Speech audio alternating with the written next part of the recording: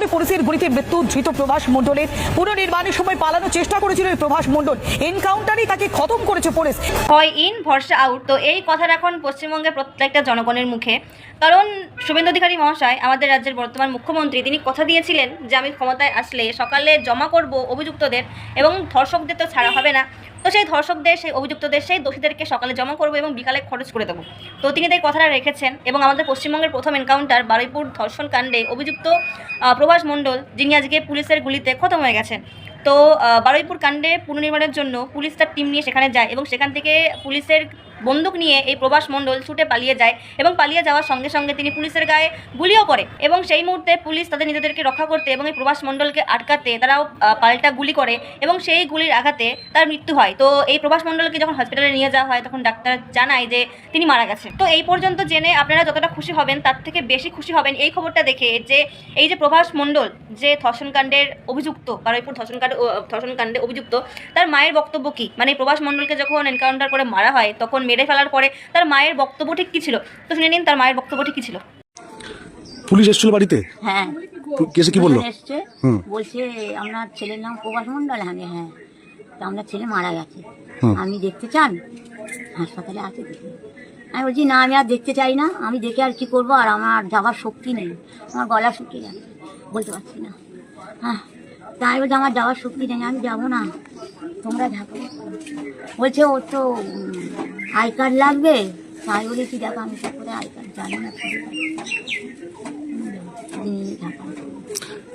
ছেলে যে মৃত্যু হলো তাতে আপনার কষ্ট হচ্ছে না? আমার কষ্ট, মার তো কষ্ট হবে, আমি সে কষ্ট দরকার নেই, ও যা কর্ম করেছে তাতেই গেছে আমার শান্তি। মানে ও যে নাবালিকার সঙ্গে যে হ্যাঁ, অত্যাচার করেছে তাতে ওর মৃত্যু হয়ে গেছে, ভালোই হয়েছে। আপনারা কি মৃতদেহ আনতে যাবেন? না, আমার কেউ যাবার নেই, আমি যেতে পারবো না, মৃতদেহ আমি আনবো না। আমি তো বললাম আর আমরা দেখতে চাই না, একদম দেখতে চাই না। তোমরা ওখানে নিয়ে থেকে নাও, দমে দেবে, কোথায় দেবে, ফেলে দেবে, দিয়ে দাও, কেউ যাবে না। আচ্ছা, ওর আচরণে কি আপনারা কি ক্ষুব্ধ ছিলেন? মানে খুব অতিষ্ঠ ছিলেন? দেখো আমি আর ওসব কিছু বলতে পারবো না, ও যে গেলে আমাদের কথা শুনিনি, বিশেষ করে মার কথা যদি না শুনি, নিজে নেশা ভাঙ করে, তা আমার অত আর কিচ্ছু বলার নেই। আপনার কি নাম? শুনলাম। পুলিশ কখন এসেছিল? এই তো এই সকাল 5:30 6টা নাগাদ। তো প্রভাসের মায়ের এই বক্তব্য শোনার পরে আমি তাকে কোটি কোটি কুর্নিশ জানাই যে কুপুত্রের জননী হয়েও তিনি অন্যায়ের সঙ্গে আপোষ করেননি। সকালে যখন তার বাড়িতে পুলিশ এসেছে, তো পুলিশ আসার পরে জিজ্ঞাসা করছে যে আপনি কি আপনার ছেলেকে দেখতে চান, তো প্রভাসের মা ডাইরেক্ট বলে দেয় যে না, আমি আমার ছেলেকে দেখতে চাই না। এবং সে যে অন্যায় করেছে, একজন নাবালিকাকে ধর্ষণ করেছে, তো সে যে অন্যায় কাজ করেছে, সে যে পাপ কাজ করেছে, সে যে নোংরা জঘন্য কাজ করেছে, তো সেই কাজের সে শাস্তি পেয়েছে এবং তিনি একজন মা, তার কষ্ট হওয়া স্বাভাবিক। কিন্তু তার ছেলে যে অন্যায়টা করেছে, যে নোংরা কাজ করেছে, তো সেখানে তার এই কষ্ট কিছুই নয়, সে অন্যায় করেছে, সে শাস্তি পেয়েছে। তো এটা জেনেই এই মায়ের শান্তি। আমি বলবো যে ঘরে ঘরে থাকুক এমন মা, প্রত্যেকটা ঘরে ঘরে দরকার এমন মাকে। আমি অনুরোধ করব আমাদের পশ্চিমবঙ্গের মাননীয় মুখ্যমন্ত্রী শুভেন্দু অধিকারী মহাশয়কে যে আপনি প্লিজ এই মাকে একটু দেখবেন, যাতে তিনি আপনাদের এবং আমাদের রাজ্যের সরকারি সুযোগ সুবিধা প্লাস কেন্দ্রীয় সুযোগ সুবিধা থেকে যেন বঞ্চিত না হয়, তিনি যেন প্রত্যেকটা সুযোগ সুবিধা পান। এবং সবথেকে আশ্চর্যের বিষয় বলা ভুল যে এই যে প্রভাস মণ্ডল মারা যাওয়ার পরে তার স্ত্রীর যে স্টেটমেন্ট, তার স্ত্রী যে কথাগুলো বলেছে, তো সেগুলো জানলে আপনি আরও অবাক হবেন যে এই যে প্রভাস মণ্ডল, আচ্ছা এ তো একজন ধর্ষক, তার মানসিকতা, তার রুচিবোধ আসলেই আলাদা, সে যে একটা নোংরা মনের মানুষ, সেটা তো স্বাভাবিক। তো এই যে প্রভাস মণ্ডলের স্ত্রী, তিনি কিন্তু বলেছেন, আচ্ছা প্রভাস মণ্ডলের স্ত্রী কী বলেছেন এটা শুনে নিন। বলতে ও তো নোংরা মতো এমনিই ছিল, তো বিশ্বাস করার কিছু মতন নেই, বুঝেছো, যে ও করবে না কি এটা আমি বলতে পারছি না যে করেনি, কেন এরকমই আমার বিয়ে পরেও আমি ওর নোংরামো দেখেছি, অনেক অত্যাচার করে আমি এখন সংসার করছি। তো এটা আমি মানে মেনেই নিয়েছি যে ও করেছে, ও অন্যায় করেছে, ও দোষ করেছে, ও হচ্ছে গুলি খেয়েছে, এটা বলার কিছু নেই। বাড়িপুরে আমাদের যেতে বলছে, যাবো। স্বামীর দেখে নেবেন? মেয়ে বলতে যদি বাড়ির লোক সবাই রাজি হয় তো আনা হবে। ইনি হচ্ছেন প্রভাস মণ্ডলের স্ত্রী চম্পা মণ্ডল। তো এনার কথা স্পষ্ট যে আসলেই এই যে প্রভাস মণ্ডল, মানে এই যে বারুইপুর কাণ্ডের যে অভিযুক্ত, যাকে এনকাউন্টার করা হয়েছে, সে আসলেই দোষী ছিল, মানে তার চরিত্রটা ঠিক এমনই ছিল। মানে তার স্ত্রী বলছেন যে আমি অস্বীকার করব না, আমার স্বামী এটা করতেই পারে, কারণ তার চরিত্র ঠিক এমন ছিল। এমনকি এই যে প্রভাস মণ্ডলের স্ত্রী, তার সঙ্গেও তার স্বামী দুর্ব্যবহার করতো, তো সেটাও প্রভাস মণ্ডলের স্ত্রী চম্পা মণ্ডল তিনি এই যে সাংবাদিকদের সামনে স্বীকার করলেন, তিনি বললেন। তো এখন আমি জানতে চাইবো যে বিচার তো হচ্ছে, বিচার হচ্ছে। আমরা দেখেছিলাম যে এক্স মুখ্যমন্ত্রী মমতা বন্দ্যোপাধ্যায়কে একটা বিশাল বড় সাইজের সবুজ মোমবাতি নিয়ে রাস্তায় প্রতিবাদ করছেন। তো মীনাক্ষী দেবী আছেন সিপিএমের নেত্রী, এছাড়া আরও অনেকে আছে যারা প্রতিবাদ করেছেন। তো যাদের কামদুনি কাণ্ডে, অভয়া কাণ্ডে, হাঁসখালি কাণ্ডে যাদের মুখ দেখা যায়নি, আরও প্রচুর ধর্ষণ কাণ্ড আছে, আমি তো নাম বলতে পারছি না, তো ভিডিও প্রচুর বড় হয়ে যাবে। তো আমি জাস্ট এটুকুই বলতে চাই যে যারা এই সমস্ত ধর্ষণ কাণ্ডে রাস্তায় কখনো প্রতিবাদ করেননি, কখনো মোমবাতি মিছিল করেননি, যারা কোনো টু শব্দ করেননি, তো তারা যারা আজকে এই যে রাস্তায় নিয়ে প্রতিবাদ করছেন, তো আশা করি আপনাদের জাস্টিস আপনারা পেয়েছেন। আমার সুর, আপনার সুর, জাস্টিস ফর বারুইপুর, যে কথাগুলো আপনারা একটা কাগজে লিখে যেটা নিয়ে আপনারা জাস্টিস চাইছেন, যেটা আপনারা প্রতিবাদ করছিলেন, তো আশা করি পেয়েছেন। বিশ্বাস করুন, আপনাদের কিছু বললাম না, কারণ বেশি বললে তো আবার পুলিশ কেস, এটা ওটা অনেক কিছু। তো এরপরে বলবো জাস্টিস পেয়েছেন, ঠিক আছে, কিন্তু আমাদের চমকে দেওয়ার মতো কাজবাজ একটু প্লিজ কম করুন। আমরা বিশ্বাস করি, আমরা সত্যি চমকে যাই, আমাদের ভরসা আছে, আচ্ছা আমি আগের দিন একটা ভিডিও করেছিলাম এই বারুইপুর কাণ্ড নিয়ে, সেই ভিডিওটা আমার ফেসবুক থেকে, আমার ইউটিউব থেকে উড়িয়ে নেওয়া হয়েছে, কী করে বললো আমি জানি না, কিছুই জানি না। বাস আমি বলেছিলাম যে 2 দিন সময় দিন, এত প্রতিবাদ করছেন, ঠিক আছে 2 দিন বিজেপি সরকারকে সময় দিন, দেখুন কি হয়, তারপরে তো আমরা আছি। আচ্ছা, এই যে বারুইপুর কাণ্ডে, আচ্ছা আমরা এই পর্যন্ত যা যা তথ্য সামনে এসেছে, তো সেখানে তো এটাই দাঁড়ায় যে এখানে রাজনৈতিক ষড়যন্ত্র, মানে একটা বিশাল বড় কিছু চলছিল, অ্যান্টি ন্যাশনাল বলুন, র্যাডিক্যাল বলুন, মানে এই যে ইন্দ্রজিৎ মণ্ডল যাকে গণপিটুনি দিয়ে হত্যা করা হয়েছে, যাকে খুন করা হয়েছে, এই ইন্দ্রজিৎ মণ্ডলকে সন্দেহ করা হচ্ছে। কিছু কিছু মানুষ তারা বলছিল, কেউ বলছিল যে ইন্দ্রজিৎ মল্লিক, কেউ বলছিল যে ইন্দ্রজিৎ মণ্ডল। আমি অবাক হয়ে গেছি যে তারা রাস্তায় প্রতিবাদ করতে নেমেছে, কিন্তু তারা আসলেই জানে না যে ঘটনাটা কী হয়েছে, কার কি হয়েছে, কিছুই তারা জানে না। এটি ইন্দ্রজিৎ মণ্ডল, যাকে যে বারুইপুর কাণ্ডে অভিযুক্ত ভেবে যে গণপিটুনি দিয়ে হত্যা করা হয়েছে, যিনি ছিলেন একজন পেশায় অটো চালক, একজন ড্রাইভার, একজন অটো চালক। এবং যারা এই যে ধর্ষক, যেমন প্রভাস মণ্ডল আছে, তো এরা মোটামুটি এনার অটোতে করে যাতায়াত করতেন, মানে মাঝে মাঝে দেখা যেত এই ইন্দ্রজিৎ মণ্ডলের অটোতে। তো এর দ্বারা মানে এই শুধুমাত্র এই যেই কারণ যে তার অটোতে এই প্রভাস মণ্ডলকে, এই সমস্ত অভিযুক্তদের দেখা গেছে, শুধুমাত্র এর জন্য এই ইন্দ্রজিৎ মণ্ডলকে সন্দেহের জোরে গণপিটুনি দিয়ে হত্যা করা হয়েছে। যদিও আমাদের রাজ্যের মুখ্যমন্ত্রী তিনি কালকে রাতে জানিয়ে দিয়েছেন যে 20 জনকে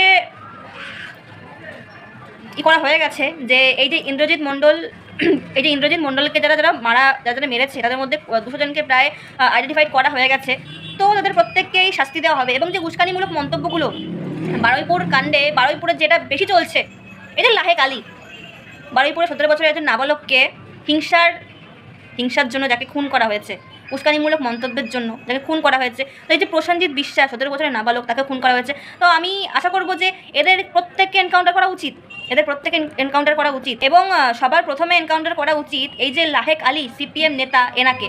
এবং যদি আপনারা একটু ভালো করে খুঁটিয়ে দেখেন তাহলে বুঝতে পারবেন যে রাজনৈতিক ষড়যন্ত্র তো আছে, কিন্তু সিপিএমের যে নোংরামো, সিপিএম যে পরিমাণে জলঘোলা করছে।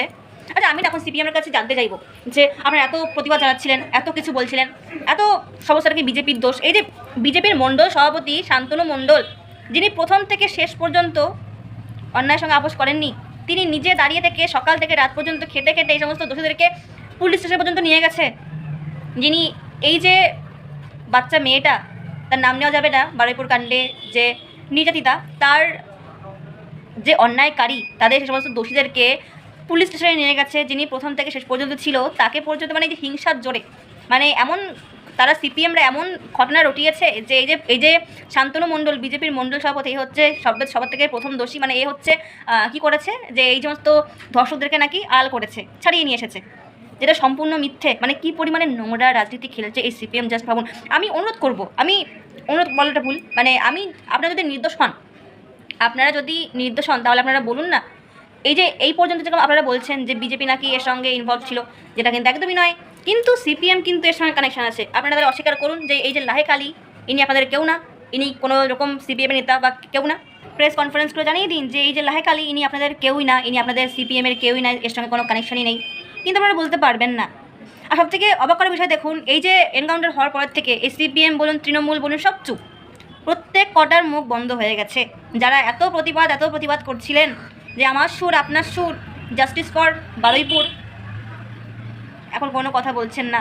আমরা কিন্তু বারবার বলেছিলাম যে এর মধ্যে তো রাজনৈতিক ষড়যন্ত্র আছে, রাজনৈতিক ষড়যন্ত্রের মধ্যে আছে, এবং সিপিএম বিশ্বাস করুন, না বললে পারছি না। আচ্ছা, এই ভিডিওর মধ্যে আমি এত কিছু বলছি না, এত কিছু ভাঙিয়ে বলছি না, আমি জাস্ট ছোট্ট ছোট কিছু ক্লু দিলাম, ছোটো ছোটো একটা বিষয় বললাম।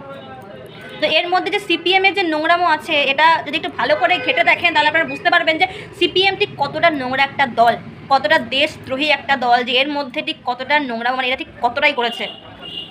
বারবার সিপিএমের উস্কানিতে যে আজকে যে অবস্থা, মানে আজকে দেখলে বারুইপুর কাণ্ড, দুটো তরতাজা প্রাণ চলে গেল, একটা ছোট্ট 11 বছরের নাবালিকা মেয়ে আর একটা 17 বছরের নাবালক ছেলে। এবং এই সমস্তটা হয়েছে উস্কানির জোরে। এবং এই যে লাহেক আলী প্রত্যেকটাতে ইনভলভ আছে। এমনকি এই যে আমি ছোটো একটা প্রশ্ন করি, ঠিক আছে, সিপিএমদের ছোটো একটা প্রশ্ন করি যে আপনাদের দল, আমি জানি এখন হয়তো আপনারা বলবেন না সিপিএম তো বিশাল ভালো, আপনাদের দল যখন এতই ভালো, তাহলে ট্রেনে পাথর ছোড়ার মতো, রেল লাইনের উপর পাথর রাখার মতো এইরকম নোংরা কাজ কি করে করতে পারেন? আপনারা উত্তর দিন। জানি কোনো উত্তর দেবেন না, কারণ আপনাদের উত্তর দেওয়ার মতো মুখ নেই। 0 থেকে 1, আমি মাঝে মাঝে অবাক হয়ে যাই, যেটা 0 থেকে 1 হতে পারলো না, তার আগে এরা এই সমস্ত করছে। এই যে উস্কানিমূলক মন্তব্য, যে দাঙ্গা লাগানোর চেষ্টা করছে, এরা যদি কখনো 0 থেকে 5 হয় তাহলে এটা কী করবে? আমাদের পশ্চিমবঙ্গ, আমাদের পুরো ভারতবর্ষ শেষ, কেউ আটকাতে পারবে না। তাই যারা এই সমস্ত সিপিএমের উস্কানিমূলক মন্তব্য শুনে যাদের রক্ত টকবক করে ফুটছিল, যারা প্রতিবাদ করতে নেমেছিলেন, তাদেরকেই বলছি যে নেক্সট টাইম প্রতিবাদ করবেন, ঠিক আছে, সব কিছু ঠিক আছে, কিন্তু একটু ভেবে চিনতে প্রতিবাদটা জানাবেন। যেমন এই যে বিজেপির মণ্ডল সভাপতি শান্তনু মণ্ডল, যাকে তো মেরেই ফেলবে, ইন্দ্রজিৎ মণ্ডল, নির্দোষ একটা ছেলে, যাকে মেরে ফেলা হলো। তো আমি জানতে চাইবো, আমি অনুরোধ করব যে এদেরকে, যে ইন্দ্রজিৎ মণ্ডলকে যারা মারলো, 200 জনকে আইডেন্টিফাইড করা হয়েছে, তো তাদেরকে এই খরচার খাতে ফেলে দিন, মানে জমা নিয়ে নিন সকাল সকাল, আর খুব তাড়াতাড়ি এদেরকে খরচও করে ফেলুন। তো আর কিছু বলবো না, ভিডিওটা এই পর্যন্তই। আর লাস্টে একটা বক্তব্য আমাদের মুখ্যমন্ত্রী যেটা ক্ষমতা আসার আগে বলেছিলেন, তো সেই একই কথাই আমি শোনাবো আবারও। তো এটা শুনে ভিডিও শেষ। রেকর্ড করে রাখুন রাজ্যের বিরোধী দলের নেতার কথা। বিজেপি এলে এই ধর্ষকদেরকে কোর্টে পাঠাবো না, সকালে জমা নেব, বিকালে খরচ করব। যোগী আদিত্যনাথ, হেমন্ত বিশ্ব শর্মার দেখানো পথে বাড়ি বাড়ি গিয়ে বলুন।